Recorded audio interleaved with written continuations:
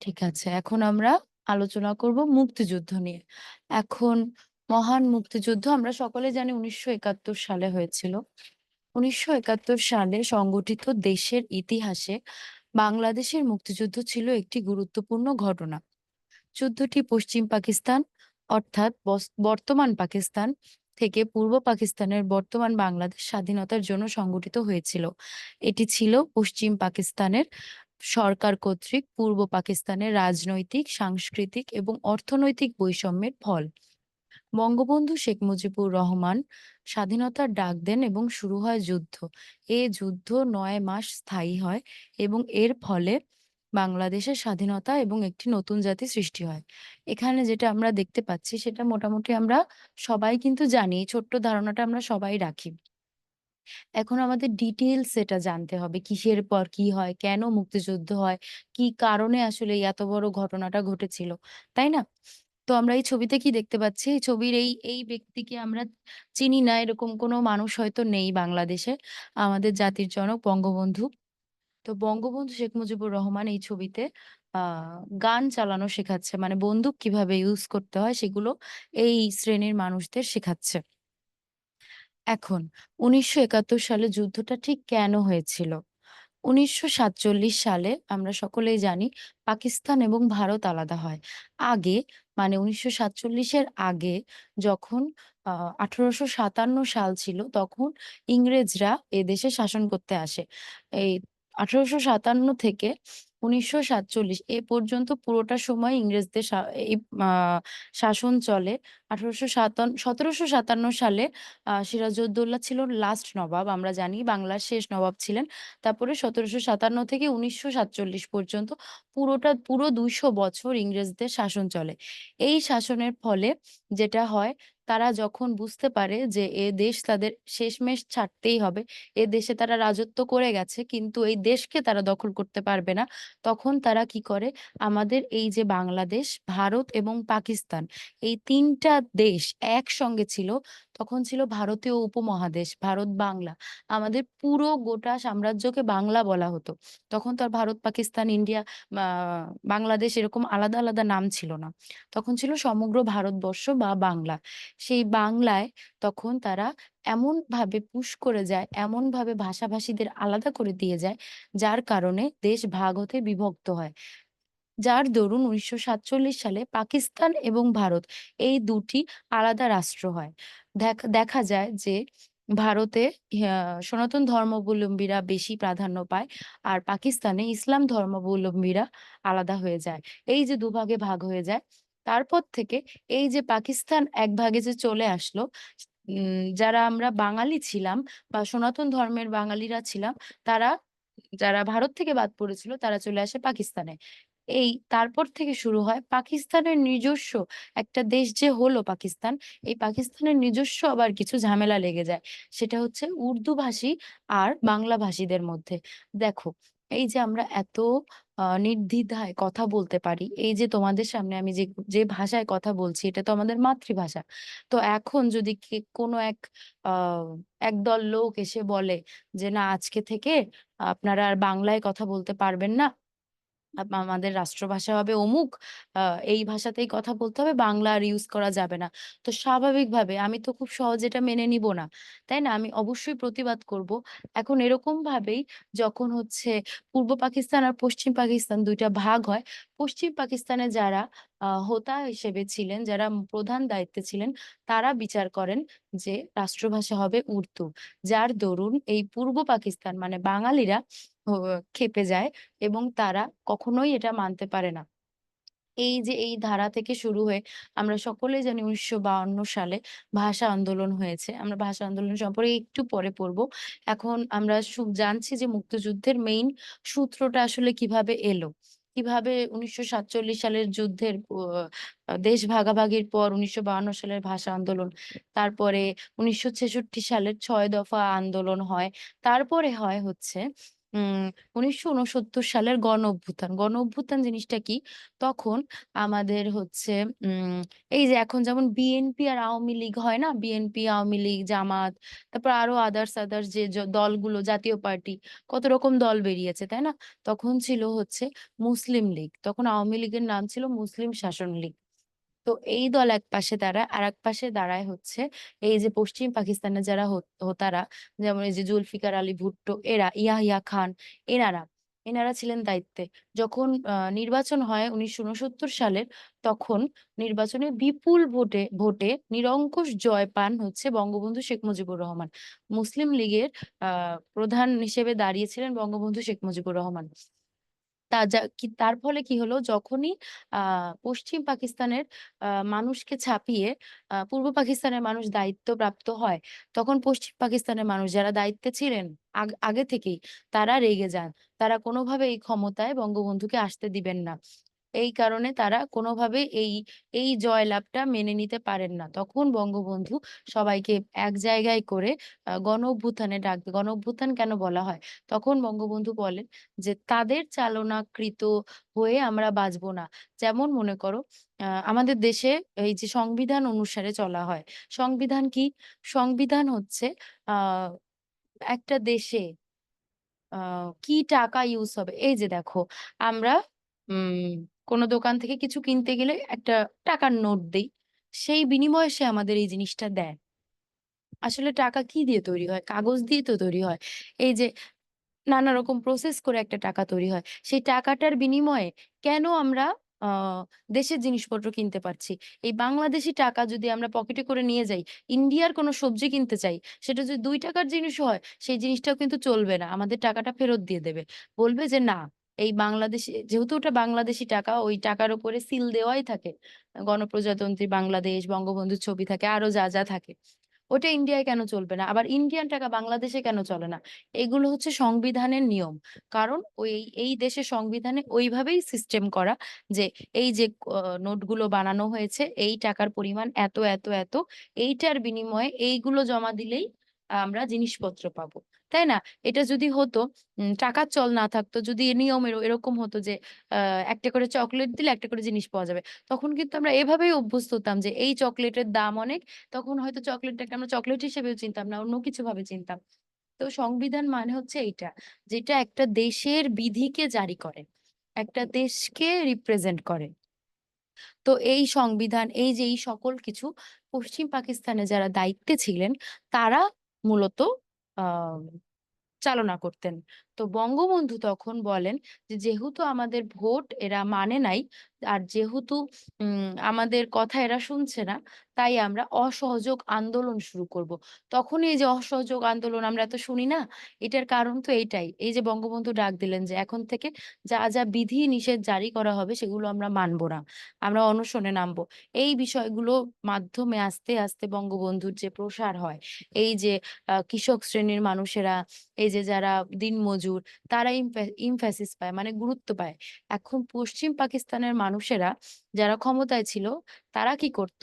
বিভিন্ন চাকরির পরীক্ষায়, বিভিন্ন ইন্টারভিউতে পূর্ব পাকিস্তানের বাঙালিদের, মানে তাদের ইন্টারভিউ দেওয়ার সুযোগও দিত না। আমরা এরকমও খবর পেয়েছি যে, হয়তো আমি একটা বাঙালি মেয়ে ইন্টারভিউ দিতে গিয়েছি চাকরির। আমার ফর্ম দেখে যখনই দেখবে আমি বাঙালি, তখনই আমি বাদ। মানে আমাকে ইন্টারভিউ দেওয়ার সুযোগও দেওয়া হয়নি। মেধা যাচাই তো অনেক দূরের কথা।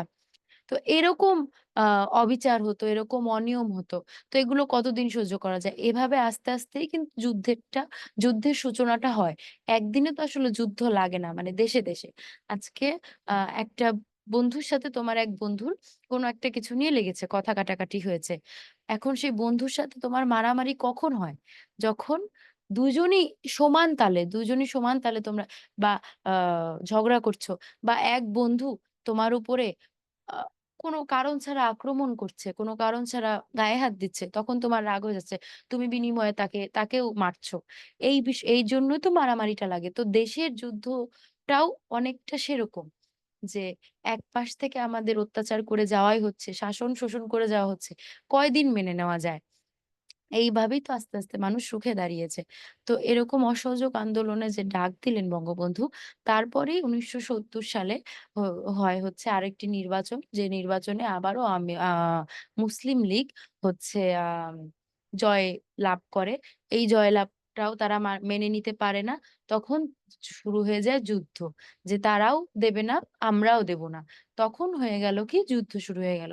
এই যুদ্ধের শুরুতে পাকিস্তানিরা কি করল? যত বাঙালি আছে বিশেষ করে সনাতন ধর্মের যারা, যেহেতু আ হিন্দুদের উম মানে হিন্দুরা সংখ্যালঘিষ্ঠ। তো তাদের আস্তে, আস্তে শেষ করে দিতে শুরু হলো। তাদের শেষ করতে, করতে দেখা গেল যারা মুসলিম বাঙালি ছিল তাদেরও আস্তে, আস্তে অত্যাচার শুরু হয়ে গেল। অর্থাৎ বাঙালি যত আ মেধাবী, যত বুদ্ধিজীবীরা ছিলেন সবাইকে আস্তে, আস্তে শেষ করে দেওয়া হয়। এই যে আমরা ২৫শে মার্চের অপারেশন সার্চলাইট এর কথা জানি। এটা মূলত কি বলতো? অপারেশন সার্চলাইট মানে হচ্ছে এটা একটা প্ল্যানার এর নাম। যেমন আমাদের বিভাগের নাম থাকে না? বা বাসের নাম থাকে না? ওই যে ক গ্রুপ, খ গ্রুপ। তো অপারেশন সার্চলাইট টাও একটা রাতের একটা প্ল্যান, যে প্ল্যানের নাম ছিল এটা। আমাদের অনেকের কাছেই কিন্তু এটা ক্লিয়ার না যে এটা কেন হয়েছিল। এটা হয়েছিল ৭ই মার্চে বঙ্গবন্ধুর ঐতিহাসিক ভাষণ। এটা সম্পর্কে আমরা সকলেই জানি। রেসকোর্স ময়দানে, এই যে ঢাকা উদ্যানে বঙ্গবন্ধু শেখ মুজিবুর রহমানের টানা ১৮ মিনিটের যে ভাষণ, এই ভাষণের ফলে বাঙালিদের মধ্যে চৈতন্য জেগে ওঠে। তারা তাদের লাঠি-সোঁটা হাতে তারা ঝাঁপিয়ে পড়ে যুদ্ধে। তাদেরকে ঐদিন এইটাই বোঝানো হয়েছিল যে রক্ত যখন দিয়েছি রক্ত আরো দেব। এদেশকে মুক্ত করেই ছাড়বো ইনশাল্লাহ। এই ডায়ালগ গুলো তো আমাদের মুখস্থ, তাই না? এই বাণীগুলো, এই ভাষণগুলো কেন এত ফেমাস? এমনি, এমনি তো ফেমাস হয়নি। কারণ একজন মানুষ, আজকে আমি ভিড়ের মধ্যে দাঁড়িয়ে কথা বলছি। কয়টা মানুষ আমার কথা শুনবে? আমার সেই ক্যাপাবিলিটি থাকতে হবে যে হাজার, হাজার মানুষ আমার কথা শুনছে। সেই ক্যাপাবিলিটি বঙ্গবন্ধু শেখ মুজিবুর রহমানের ছিল। সেজন্যই তাকে জাতির পিতা বলা হয়। সেজন্যই তাকে আ এই দেশের মূল, মূল বলা হয়। মূলধন হিসেবে ধরা হয়। একদিনে তো এটা তৈরি হয়নি। এই যে তিনি স্বাধীনতার ডাক দিলেন, তার ডাকে অনুপ্রেরণা পেয়েই কিন্তু এত মানুষ, এত সাধারণ মানুষ নিজের প্রাণের ঝুঁকি নিয়ে এভাবে ঝাঁপিয়ে পড়েছে মুক্তিযুদ্ধে। তারপরে কি হয় ৭ই মার্চে যে ডাক দিলেন, যার ফলে উম মানুষ আরো সোচ্চার হয়ে ওঠে। পাকিস্তানি বাহিনীরা দেখতে থাকে যে না, বাঙালিরা এতদিন অত্যাচার সহ্য করেছে মুখ বুজে। এখন তারা মানে তারাও জবাব দিতে শিখেছে, তারাও এখন পাল্টা কোয়েশ্চেন করতে শিখেছে। অর্থাৎ তারা যদি একবার উঠে দাঁড়ায় তখন তো এরা পারবে না। তাই এদের মেরে ফেলতে হবে। এদের শেষ করে দিতে হবে। আর এদের শেষ করতে হলে কাদের শেষ করতে হবে? তাদের, যারা এদের ইন্ধন যোগায়, যারা এদের বুদ্ধি দেয়। আজকে কৃষক শ্রেণীর মানুষ বা একদম দিনমজুর যারা একদমই পড়াশোনা করেনি বা কিছু, তাদের যদি ধরে, ধরে বোঝানো হয় যে এটাই আইন, এটাই সব, এটাই মানতে হবে। যেহেতু তারা শিক্ষিত না, যেহেতু তারা নিয়ম কানুন সম্পর্কে জানে না, তাই তারা কিন্তু এটা মানতে বাধ্য।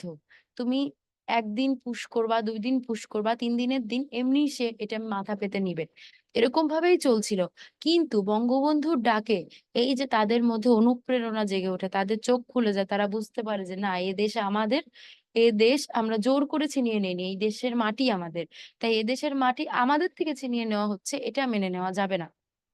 এই কারণে তারা রুখে দাঁড়ায়। যেটা পাকিস্তানি বাহিনীদের সরি চিন্তার কারণ হয়ে দাঁড়ায়। যে না, এদের তো উঠতে দেওয়া যাবে না। এদের উঠতে দেওয়া বন্ধ করতে হলে এদের যারা ইন্ধন যোগাচ্ছে তাদের শেষ করতে হবে।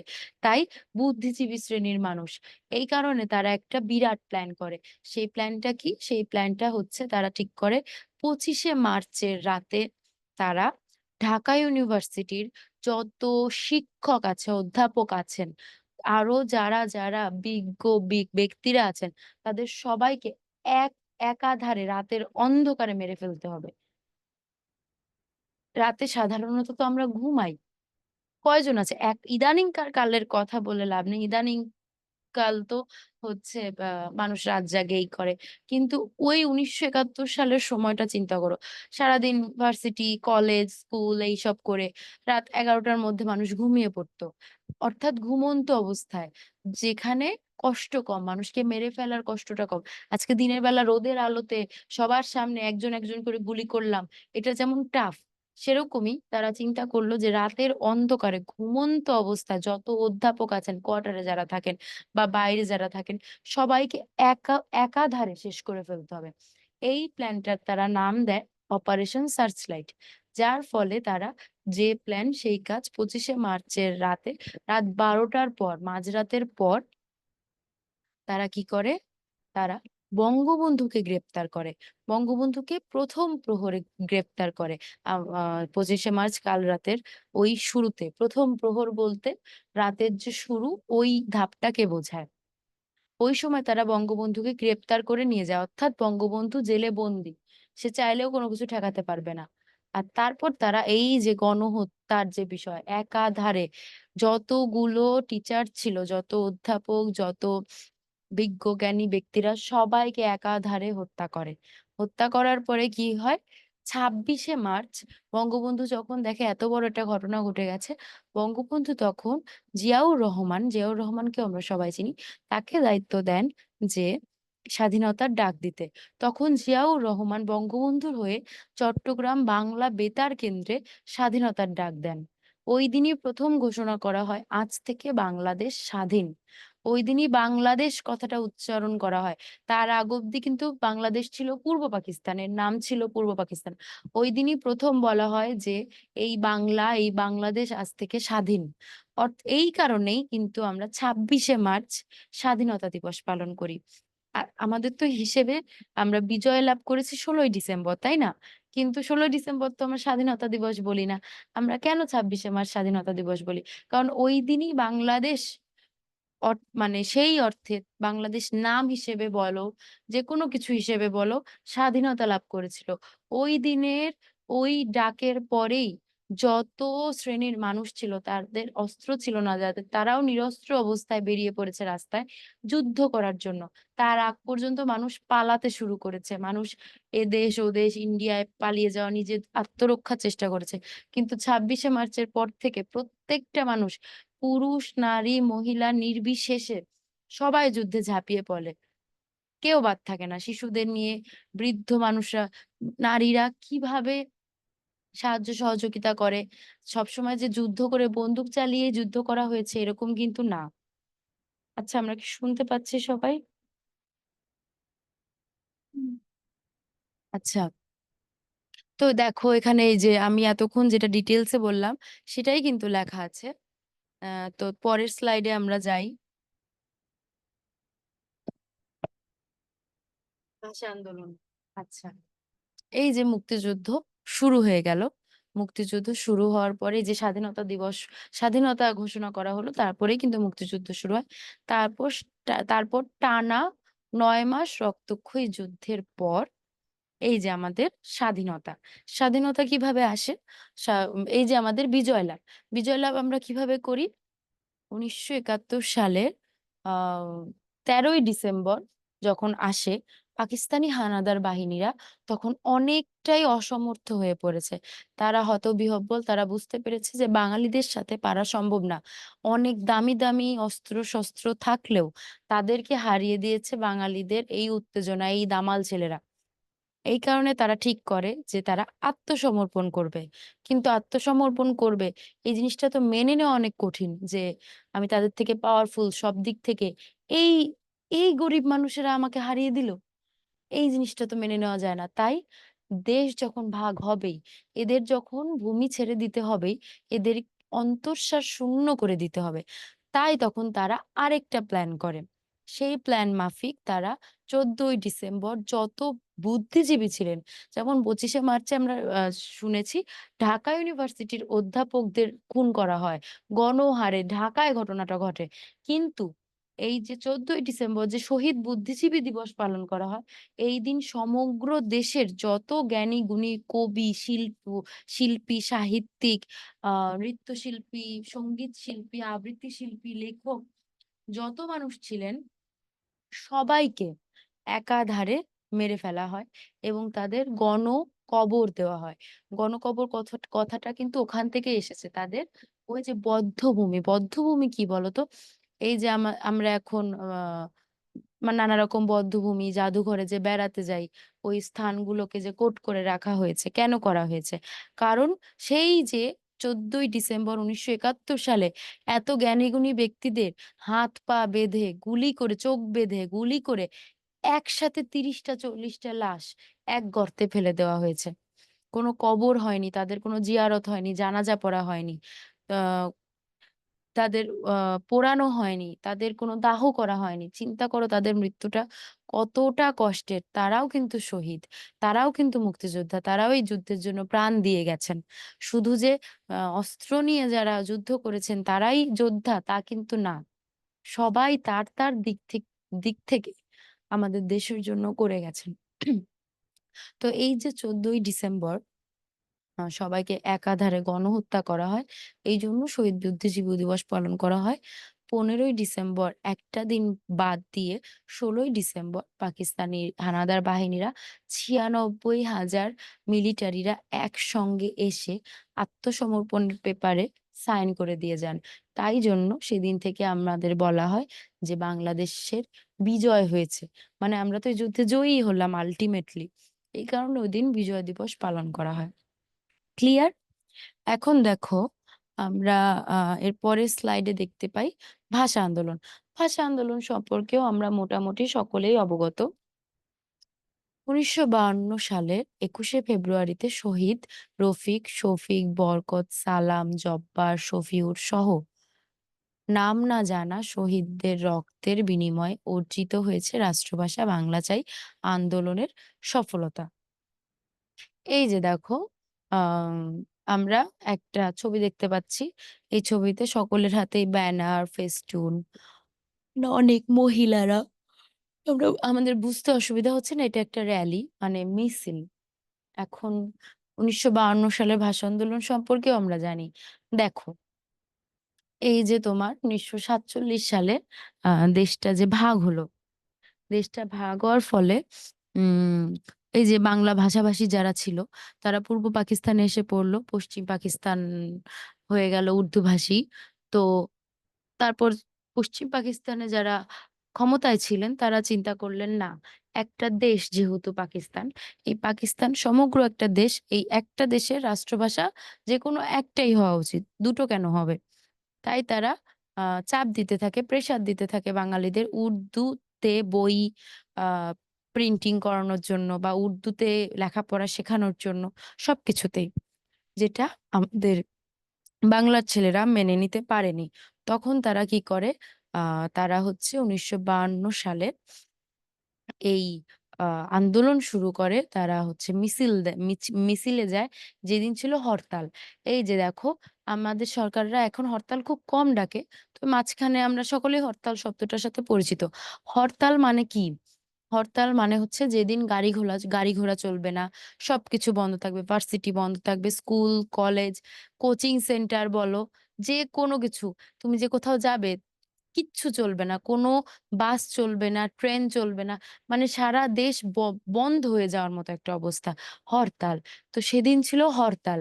এই যে পশ্চিম পাকিস্তানে যারা ক্ষমতায়, তারা হরতালের ডাক দিলে এই ডাককে উপেক্ষা করে মিছিলে নামে বাংলার সেই দামাল ছেলেরা, সেই রফিক, শফিক, জব্বার, আ তারপরে হচ্ছে বরকত, সালাম, শফিউর, আমরা সকলের নামই শুনেছি।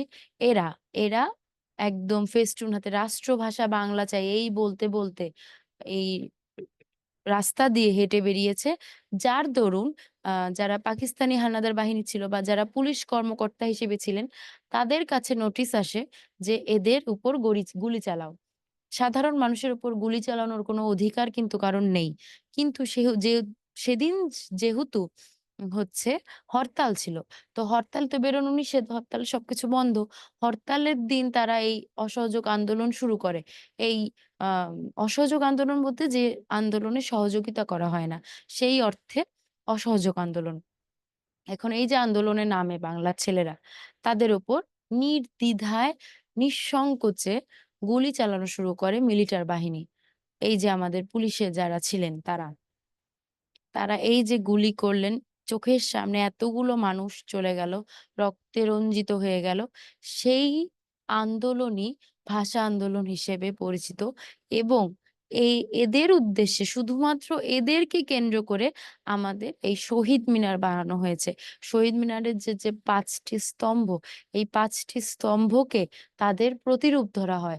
তারা এই যে মাথা উঁচু করে দাঁড়িয়ে মরেছে, গুলি খেয়ে, খেয়ে মরেছে। তারা কিন্তু কেউ পালিয়ে যায়নি। তারা জানতো তারা মরবে আজকে। তারপরও শুধুমাত্র ভাষার জন্য তারা এইটা করে এবং সেই আ আইনও জারি হয়ে যায় যে হ্যাঁ, বাংলা হবে রাষ্ট্রভাষা। বাংলাতেই বাঙালিরা কথা বলবে। এদের উর্দু বলতে হবে না। সেদিন যে জয়লাভ করে তাদের উদ্দেশ্যেই এই যে ২১শে ফেব্রুয়ারি আমাদের মাতৃভাষা দিবস উদযাপন করা হয়, যেটা আন্তর্জাতিক পর্যায়ে চলে যায়। আজকে দেখো সারা পৃথিবীতে এরকম কিন্তু অনেক দেশ আছে যারা নিজেদের সাথে যুদ্ধ করে এক দেশের সাথে আরেক দেশ যুদ্ধ করে নিজেদের দেশের জন্য প্রাণ দিয়েছে। কিন্তু শুধুমাত্র বাংলা ভাষায় কথা বলবে বলে এতগুলো মানুষ প্রাণ দিয়েছে এটা কিন্তু কখনো ঘটেনি। আর যেহেতু এটা ঘটেনি, এইজন্য এটা আন্তর্জাতিক স্বীকৃতি পায়। সারা সমগ্র পৃথিবীর মানুষ এটাকে এত সম্মানের চোখে দেখে যে শুধুমাত্র ভাষার জন্য, দেশের জন্য এরকম স্যাক্রিফাইস করা যায়, এটা একমাত্র বাংলাদেশীরাই করছে। এইজন্য ২১শে ফেব্রুয়ারি কিন্তু আ সমগ্র পৃথিবীর সকল কিছু বন্ধ থাকে। সকল সরকারি কার্যক্রম বন্ধ থাকে। সেদিন তারা এই দিনটাকে সেলিব্রেট করে, এই দিনটার প্রশংসা করে, স্মরণ করে। তো এখন দেখো এই যে ভাষা আন্দোলন হয়েছে, আমরা সকলেই জানি। তো ভাষা আন্দোলনে তো বাংলা রাষ্ট্রভাষা হয়েই গেল। আমরা অধিকার পেয়েই গেলাম। কিন্তু এই অধিকার পাওয়ার পরেও কেন এই মুক্তিযুদ্ধ হলো বলো তো? হুম, এই মুক্তিযুদ্ধ হলো তার কারণ এই যে দেখো যেটা বললাম যে এক শ্রেণীর মানুষ যারা দুর্বল শ্রেণীর মানুষ তাদের কাছে হেরে যেতে হবে এটা তো মেনে নেওয়া যায় না। আমরা সকলেই জানি ৪৭ এর ভাগাভাগির পর যে ৫২ সালের এই ভাষা আন্দোলন হয়, সেটাই মূলত মুক্তিযুদ্ধের সূত্র। মুক্তিযুদ্ধে মানে ১৯৭১ সালের মুক্তিযুদ্ধের সূত্রপাত ঘটেই তখন। এই যে ভাষা নিয়ে একটা লড়াই শুরু হলো, তখন থেকেই তো পূর্ব পাকিস্তান আর পশ্চিম পাকিস্তানের সম্পর্ক ভালো না। একটা যুদ্ধ করে দেখো ওই যে প্রতিশোধ নেওয়া একটা কথা আছে না?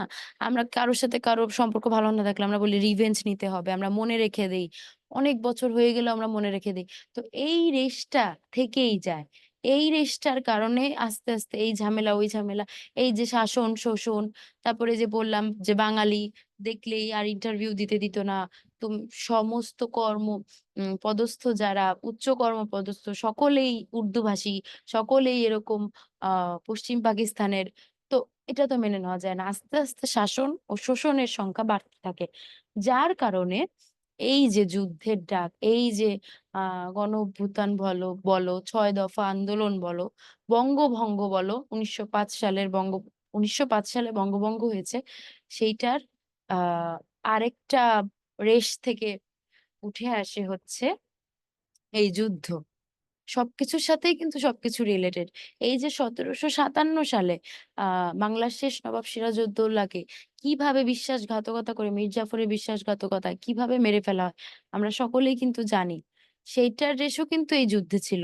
সব সকল কিছু কোনো কিছুই এমনি, এমনি ঘটে না। একটার সাথে একটা কানেক্টেড। তোমরা যদি ইতিহাসটা সকলেই ইতিহাসটা ভালো করে পড়ো, এইসব সাবজেক্ট তোমাদের কাছে পড়া অনেক ইজি হবে। এখানে তো খুবই কম। জাস্ট ১ পৃষ্ঠাও বোধহয় নেই। আমি তোমাদের যেগুলো নিয়ে আলোচনা করছি ডিটেইলস এ। তো এই ইতিহাসটা জানতে পারলে তোমাদের কাছে এত ক্লিয়ার হবে, যেখান থেকেই প্রশ্ন আসুক না কেন, তোমরা সুন্দর করে উত্তর দিয়ে দিতে পারবে। তাই ইতিহাসটা জানা জরুরি। কিসের পর কি এসেছে। এখন তারপরে আমরা দেখতে পাই পরের স্লাইডে কি আছে? আচ্ছা, এই যে যেটা বললাম যে যুদ্ধ কি শুধু যারা অস্ত্র ধরেছে, যারা বন্দুক চালিয়েছে তারাই করেছে? না। যুদ্ধে এই যে আমরা এত সাহিত্যিক, নৃত্যশিল্পী, সঙ্গীতশিল্পী, চারুশিল্পী সকলের অবদান সম্পর্কে জানতে পারি। আমরা কি আমরা যে বীরশ্রেষ্ঠ উপাধি দিয়েছি বীরশ্রেষ্ঠ মতিউর রহমান, হামিদুর রহমান, তারপর আরো আ যাদের নাম আমরা জানি। আমরা কয়জন জানি বাংলাদেশের ১ম মুক্তিযোদ্ধা নারী কে ছিলেন? বীর মুক্তিযোদ্ধা নারী আমরা কয়জন জানি? কেউ কিন্তু আমরা তেমন জানি না, বেশিরভাগ মানুষই। তাই আজকে আমাদের সেটা জানতে হবে। আসো আমরা দেখি, মুক্তিযুদ্ধ নিয়ে আমাদের গর্ব ও অহংকারের শেষ নেই। মুক্তিযুদ্ধ ছিল দেশের আপামর জনগণের যুদ্ধ। এই যুদ্ধ শুধু পুরুষরাই করেনি, করেছে নারীরাও। কেউ অস্ত্র হাতে যুদ্ধ করেছে, কেউ আহত মুক্তিযোদ্ধাদের সেবা শুশ্রূষা করে যুদ্ধে অংশ নিয়েছে। কেউ এখানে শুশ্রূষা বানানটা একটু ভুল গেছে, টাইপিং মিস্টেক। মুক্তিযোদ্ধাদের আশ্রয় দিয়েছে, ভরসা দিয়েছে, মনোবল জুগিয়েছে। কেউ বহির্বিশ্বে স্বাধীনতার সপক্ষে বিশ্বমত গড়ে তোলার কাজে নিয়োজিত থেকেছে। এমনইভাবে এ দেশের সকল মানুষ, শুধু কিছু সংখ্যক নরপশু, আলবদর, আল-শামস ও আ রাজাকার ছাড়া আ প্রত্যক্ষ ও পরোক্ষভাবে এই মুক্তিযুদ্ধে অংশগ্রহণ করেছিল। তাই এক অর্থে বলা যায় বাংলাদেশের প্রতিটি মানুষ ছিলেন একজন মুক্তিযোদ্ধা। বাংলাদেশের স্বাধীনতা যুদ্ধে বাঙালি নারী গুরুত্বপূর্ণ ভূমিকা রেখেছে। মুক্তিযুদ্ধে নারীরা প্রত্যক্ষ এবং পরোক্ষভাবে অংশগ্রহণ করে মুক্তিযুদ্ধের ইতিহাসে রেখেছে অসামান্য অবদান। আচ্ছা। এই যে দেখো আমরা ছবিতে দেখতে পাচ্ছি সকল নারীর হাতে একটা করে বন্দুক। সব নারীই যে ঘরে বসে সেবা শুশ্রূষা করে মুক্তিযোদ্ধা হয়েছে তাও কিন্তু নয়। এরাও কিন্তু আরো অনেক নারী আছে যারা আ বন্দুক চালিয়ে, অস্ত্র চালিয়ে নানা রকম ভাবে মুক্তিযুদ্ধ করেছে। এদের মধ্যে ধাপ আছে। যেমন ধরো আ এক শ্রেণীর মানুষ এই যে অত্যাচার হতো, যখন লুটপাট করতে আসতো মিলিটারিরা একটা বাড়িতে, সেই বাড়ির ঠাস, ঠাস করে গুলি করে সবাইকে মেরে ফেলত। শুধু মা-বোনদের ছাড়া। মানে নারী যারা থাকতো তাদের ধরে নিয়ে যেত। কেন ধরে নিয়ে যেত আমরা সবাই জানি। তাদের রেপ করা হতো। তাদের অসামাজিক একদম দুঃসহভাবে এত বেশি নির্যাতন করে তাদের সাথে তাদেরকে রেপ করা হতো যেটা মেনে নেওয়ার মতো না এবং তাদেরকে কিন্তু বাঁচিয়ে রাখা হতো। এরকম না তাদেরকে রেপ করে মেরে ফেলা হতো। তাদেরকে রেপ করে ওইভাবে হাত মুখ বেঁধে মাসের পর মাস যতদিন যুদ্ধ চলেছে ওই ক্যাম্পে, ওই মিলিটারিদের ক্যাম্পে হাজার, হাজার নারী মুক্তিযোদ্ধারা ছিলেন। যাদের দিনের পর দিন প্রত্যেক বেলায় প্রেগনেন্ট অবস্থায় যেকোনো অবস্থায় তাদের রেপ করা হয়েছে। এই রেপ তারা চালিয়েই গেছে। অ অনি মানে নির্যাতনের চরম শিখরে। পশুর থেকেও অধম এদের বলা হয়। এই নির্যাতন তারা সহ্য করে গেছে। এই সহ্যের মধ্যে অনেকে এরকম করেছে যে রেপড হতে সুইসাইড করতে গেছে, পারেনি। তখন তারা ঠিক করেছে না এদের সাথে সমঝোতা করে চলতে হবে। কি করেছে? তাদের রান্নার দায়িত্ব, রান্নার কাজ করেছে। বিশ্বস্ততা অর্জন করেছে ১ম এ মিলিটারিদের। তারপর রান্নায় বিষ মিশিয়ে তাদের একদল মিলিটারি মেরে ফেলল। শুধু যে অস্ত্র ব্যবহার করেই এদের মারা যায় তা কিন্তু না। অনেক বুদ্ধি করে, অনেক ট্রিকস করে, অনেক অত্যাচার সহ্য করে এই নারীরা, এই আমাদের বীরাঙ্গনারা এই দেশের জন্য যুদ্ধ করে গেছে। বীরাঙ্গনা তাদের এইজন্যই বলা হয় কারণ তারা নিজেদের শরীর দিয়ে, তারা নিজেদের সবটুকু দিয়ে এই বীরত্ব অর্জন করেছে।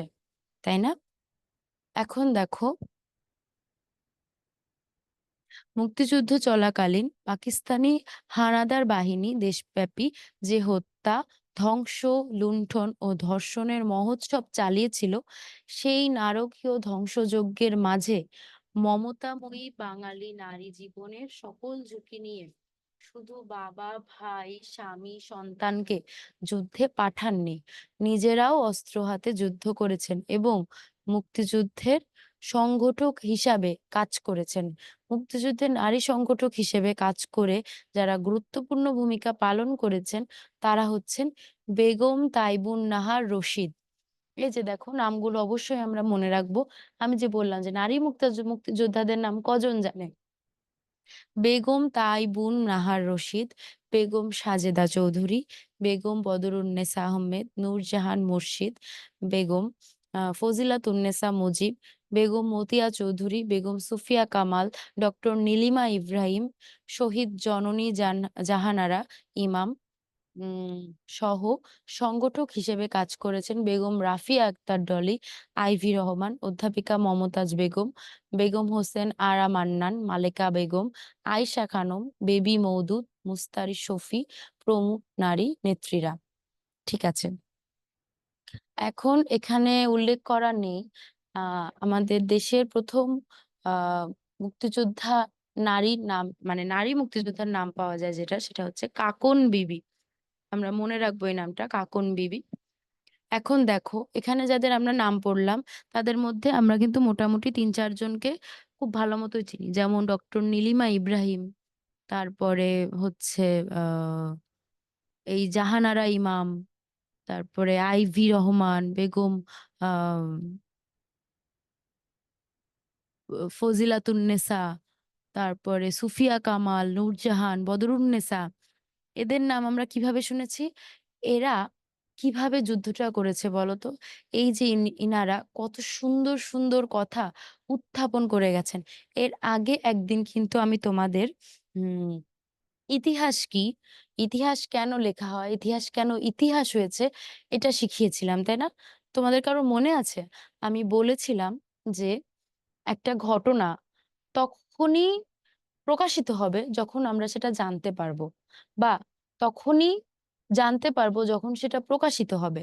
আজকে মুক্তিযুদ্ধে যা, যা ঘটেছিল ঘটনা, এগুলো আমরা কেন জানতে পারি? কারণ এগুলো বইয়ে, পত্রিকায়, বিভিন্ন জায়গায়, দেয়ালে, আ বিভিন্ন এক্সিবিশন এ লেখা হয়েছে। সুন্দরভাবে উপস্থাপন করা হয়েছে। তাই কিন্তু আমি তোমাদের সামনে বর্ণনা করতে পারছি। কারণ দেখো আমি তো যুদ্ধ চোখের সামনে দেখিনি। তখন তো আমার জন্মই হয়নি। বা আমার যুদ্ধ করেছে আমার দাদু ছিলেন মুক্তিযোদ্ধা। আমার দাদু মারা গিয়েছেন যখন আমার বয়স ছিল ৫। অর্থাৎ ৫ বছর বয়সে আমি আমার সেই মুক্তিযোদ্ধা দাদুকে হারিয়েছি। তাহলে তার থেকে আমি কিভাবে গল্প শুনবো? ওই ৫ বছর অব্দি যতটুকু শুনেছি অতটুকুই আমার স্মৃতিতে আছে। কারণ আমি তার মুখ থেকে শুনেছি সে যুদ্ধটা করেছে। তো এরকম তো সবাই পায়নি। নানা-নানি, দাদা-দাদি এদের যারা বেঁচে ছিলেন আ তারাই একমাত্র কিছু, কিছু বাস্তব অভিজ্ঞতার কথা শুনেছেন। এছাড়া সকলেই কিন্তু আমরা বই পড়ে বা বিভিন্ন আ ইয়ম সাহিত্য চর্চা করে গান, কবিতা এগুলা শুনে আমরা জানতে পেরেছি যে মুক্তিযোদ্ধাটা এরকম, এরকম ছিল, এরকম, এরকম হয়েছে। তো দেখো এগুলো যদি না লেখা হতো তাহলে তো আমরা জানতে পারতাম না। তো সেরকম এই যে ডক্টর নীলিমা ইব্রাহিম বলো, আ তারপরে হচ্ছে ডক্টর নীলিমা ইব্রাহিমের অনেক সুন্দর একটা কাব্য কিন্তু আমরা জানি। সেটা সেটা হচ্ছে 'আমি বীরাঙ্গনা বলছি।' 'আমি বীরাঙ্গনা বলছিতে' ৭ টি রেপড নারীর বাস্তব কথা তুলে ধরা হয়েছে। ৭ টি রেপড নারী। আমি বীরাঙ্গনা বলছি, তোমরা চেষ্টা করবা পড়ার। পড়লেই তোমরা অনেকটা ক্লিয়ার হয়ে যাবা যে তখনকার যুদ্ধ, তখনকার নারী মুক্তিযোদ্ধাদের ঠিক কতটা আ ত্যাগ করে আসতে হয়েছিল। তো দেখো এই যে আমি বীরাঙ্গনা বলছির মতো এত সুন্দর একটা গ্রন্থ লিখেছেন নীলিমা ইব্রাহিম। এটা লেখার জন্য সেই সাহসটুকু তো তার দরকার হয়েছে। এই দুঃসাহসের কথা আমি বলব। এই দুঃসাহস কি সবার থাকে? আমি চাইলেই কি আ এই দেশে ঘটে যাওয়া সমস্যাগুলো সম্পর্কে লিখে তুলে ধরতে পারবো? পারব না কিন্তু। অনেক দিক থেকে ঝামেলা আছে। যেমন ধরো দেশে অনেক কিছু নিয়েই হাঙ্গামা হয়। মানুষ বলে না যে, "ফেসবুকে কিছু লিখো না" বা "ফেসবুকে নানা কি দরকার এইসব নিয়ে স্ট্যাটাস দেওয়ার? সরকারকে নিয়ে কোনো বাজে মন্তব্য করো না। সরকারি জিনিস নিয়ে কোনো কিছু লিখো না।" কেন বলে? কারণ এগুলো খুব সেনসিটিভ ইস্যু। যেকোনো সময় যেকোনো রকমের দুর্ঘটনা ঘটে যেতে পারে। আশেপাশের মানুষই তোমার চোখের সামনে বদলে যেতে পারে। তারাই তোমাকে মানুষের সামনে খারাপ করে দিতে যথেষ্ট। এই কারণে দেখো আমরা কিন্তু অনেকটা এড়িয়ে চলার চেষ্টা করি। আমরা বলি যে, "যার ঝামেলা হোক, আমরা কেন যাবো?" তো দেখো মুক্তিযুদ্ধ যখন হচ্ছিল, চোখের সামনে গুলি করে, করে মানুষদের মেরে ফেলা হচ্ছে, নারীদের অত্যাচার করা হচ্ছে। এগুলো দেখে একজন নারী হয়ে এই কথাগুলো তুলে ধরার মতো দুঃসাহসিকতা দেখিয়েছে আমাদের এই কবি সাহিত্যিকরা, আমাদের এই নারী মুক্তিযোদ্ধারা। তো এইটা কি অনেক বড় অবদান না? এই অবদান তো মনে রাখা উচিত। এই কারণে নারী মুক্তিযোদ্ধাদের নামও আমাদের মনে রাখা উচিত। তাই না? তো দেখো আল্টিমেটলি কি হচ্ছে? আল্টিমেটলি যেটা দাঁড়াচ্ছে মুক্তিযুদ্ধে নারী, পুরুষ নির্বিশেষে যেভাবে অংশ নিয়েছে, এই যে শিল্পীদের অবদান, এই যে সাধারণ মানুষের অবদান, এই যে নারীরা আ ক্যাম্পে কত সাহায্য সহযোগিতা করেছে। এই যে আমি বললাম না আমার দাদু ছিলেন একজন মুক্তিযোদ্ধা। আমার ঠাম্মি মানে দাদুর স্ত্রী উনিও একজন মুক্তিযোদ্ধা ছিলেন। কিভাবে ছিলেন? উনি উনার মুখ থেকে আমরা গল্প শুনেছি যে এরকম ২ বাচ্চা নিয়ে দৌড়াতে, দৌড়াতে তখন আমার বাবার বয়স ২ আর আমার আ পিসির বয়স হচ্ছে ৫। তো এই ছোট, ছোট বাচ্চাদের কোলে নিয়ে তারা দৌড়েছে, দৌড়েছে। দৌড়াতে, দৌড়াতে কোথাও একটা লুকিয়েছে, গা ঢাকা দিয়েছে। এরকম অনেক হতো যে আমার ঠাম্মি হচ্ছে নার্সিং জানতেন। তো তিনি ব্যান্ডেজ নিয়ে সবসময় ফার্স্ট এইড বক্সের ওই বক্সটা নিয়ে রাখতেন। যত মুক্তিযোদ্ধা বলো, যত আহত ব্যক্তি এসেছে, এমনকি আমার দাদুর উপরেও অত্যাচার হয়েছে। দাদুর মাথা ফেটে গিয়েছিল। ঠাম্মি ইনস্ট্যান্ট তাকে ফার্স্ট এইড এর ওই ব্যান্ডেজ দিয়ে রক্তক্ষরণ বন্ধ করেছে। এরকম অনেকে হাত ভাঙা, পা ভাঙা, পুড়ে গেছে, আগুন বাড়িতে আগুন দিয়ে দিয়েছে। অর্ধেক পুড়ে গেছে শরীর। তারপরও সে বেরিয়ে এসেছে কোন রকমে প্রাণটা বাঁচানোর জন্য। তাকেও সেবা করেছে ঠাম্মি, ঠিক করেছে। তো দেখো, আমি এই গল্পগুলো শুনেছি জন্য মানে আমি কল্পনায় এনেছি। কিন্তু যারা বাস্তবে দেখেছে, যারা এগুলো ফেস করেছে তাদের অবস্থা চিন্তা করো। এত কিন্তু সহজ না। আজকে হাসপাতালে গিয়ে দেখবা, হাসপাতালে গেলে মাথা ঘুরায়। হাসপাতালে একটা আলাদা গন্ধ না? মানে নরমাল একটা ঘরে যে গন্ধ থাকে, সেই গন্ধ কিন্তু হাসপাতালে কেন থাকে না? আমরা বলি রোগী গন্ধ, কেমন একটা সাফোকেটিং কেন বলি? তো মুক্তিযুদ্ধের সময় এই মানুষগুলোকে একসাথে জড়িয়ে ধরে বাঁচা, তাদের সাথে থাকা, তাদের সেবা করা, এটি কিন্তু চাট্টিখানি কথা না। এগুলো কিন্তু করেছে আমাদের নারীরাই করেছে। আমাদের দাদু দাদু, নানি, নানা এরাই করেছে। মা-বাবা অনেকের বাবা-মা যারা এখন বয়স হয়ে গেছে, মুক্তিযোদ্ধা ছিলেন। এখন দেখো, যেমন সমাজে এখন প্রচলিত একটা কথা উঠেছে কোটা, মুক্তিযোদ্ধা কোটা। এই কোটাটা সরকার আসলে কেন দেয়? সেই আ কৃতজ্ঞতাবোধ থেকে দেয় যে সেই দিনকার সেই ব্যক্তিগুলো ছিলেন বলে আজকে বাংলাদেশ হয়েছে। সেদিনকার সেই ব্যক্তিগুলো ছিল বলে আজকে দেশ চলছে। আজকে আমরা সেই জায়গায় দাঁড়িয়ে আছি। সেই কৃতজ্ঞতা বোধ থেকে কিন্তু এই কোটার আ যে অ্যাডভান্টেজ গুলা এগুলা দেওয়া হয়। এখন হ্যাঁ, এরকম না। এখন অনেকেই আছে যে বলে যে কোটা থাকলেই কি তারা সুযোগ সুবিধা বেশি পাবে? কিন্তু বিষয়টা কিন্তু আসলে তা না। বিষয়টা দেওয়া হচ্ছে সেই কৃতজ্ঞতা বোধ থেকে যে হ্যাঁ, সেই সময়ের সেই মানুষগুলো আজকে এই ভবিষ্যতের জন্য যে কষ্টটা করে গেছে, সেই ভবিষ্যৎকে দেখার দায়িত্ব সরকারের। তাই না? দেশটাকে উপহার দিয়ে গেছে যারা, তাদের ভবিষ্যৎকে দেখার দায়িত্ব তো সরকারের অবশ্যই। তাই একটা আলাদা emphasis দেওয়া হয়। আর কিন্তু কিছু না। কোটা যারা এরকম কিন্তু না যে তারা চান্স পেয়ে যাবে, তাদের অ্যাডমিশন টেস্ট দিতে হবে না, তাদের চাকরির পরীক্ষা দিতে হবে না। না, তাদেরও সব করতে হবে। শুধু হয়তো তারা ২ টা মার্কস কম পেলে তারপরেও যাদের কোটা নেই তাদের থেকে তারা একটু এগিয়ে থাকবে। কারণ ওই যে বললাম, তো দেখো সবকিছুরই তো একটা কারণ থাকে। আমি বলছি না যে কোটাকে এত ভালো সুযোগ সুবিধা দেওয়াই সবসময় উচিত। না, এরকম না। কিন্তু আমি তোমাদের বোঝাচ্ছি এই যে যারা কষ্ট করে এসেছে তাদেরই তো ভবিষ্যৎ আমরা। আমরা তো কেউই বাইরের না, তাই না? এখন আ তো এই হচ্ছে বিষয়। এই হচ্ছে মুক্তিযুদ্ধের কাহিনী যেটা সূত্রপাত ঘটেছিল ১৯৪৭ সালে।